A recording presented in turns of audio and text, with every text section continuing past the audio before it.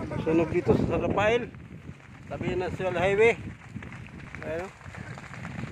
Oh, yan ang mapigilan tala sa sobrang lakas ng apoy. Ayun.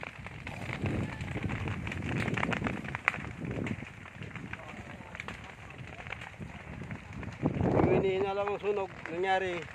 May truck na lang parking dito sa National Highway. Tapos nagsisigarilyo, baka tinapos si Ron Estate ng sigarilyo. Hindi lang madiklik kung anong plate number, pero may nagparking na truck dito kanina.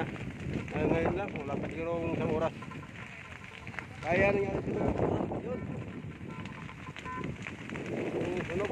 Yado at pigilan nila. Tabi ng National Highway dito sa tabi.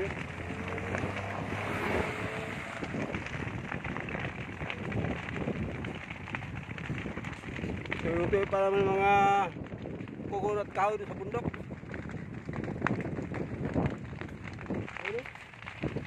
Hindi na kayo pigilan yung sunog no. Malaking sunog na. Ito nangyari sa Barangay San Rafael. Sakop na ng San Rafael ito eh. Oo, masasakyan. Para masasakyan.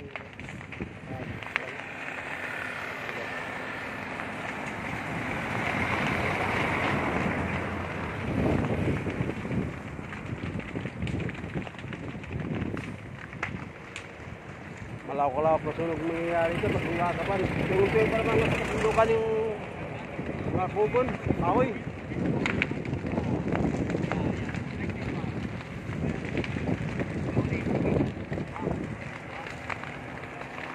Hinihin na lang sunog daw. Daw yun lang sabi ng mga tao na nakakita. Yung truck na nagparking dito kayo na sa lugar na ito. Tapos nanigar niyo sila po dyan. Ito nangyari. Kasi